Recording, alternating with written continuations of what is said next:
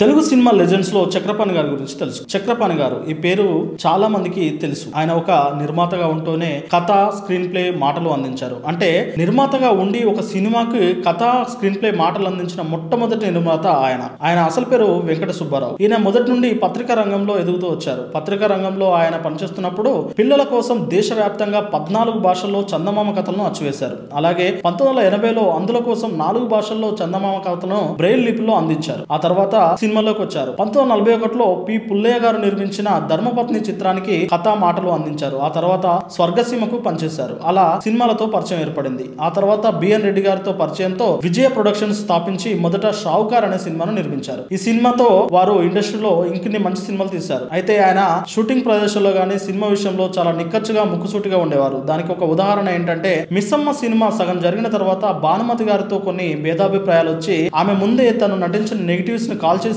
తన పేమెంట్ ని సెటిల్ చేశారట. అయినప్పటికీ ఆయన చిరకాలం భానుమతి గారితో చాలా స్నేహపూర్వకంగా ఉన్నారట. ఇంతటి గొప్ప వ్యక్తి 1975 వరకు చిత్రసీమకు ఎన్నో సేవలు చేశారు. For more interesting videos please follow అవసరం ఫిల్మ్స్.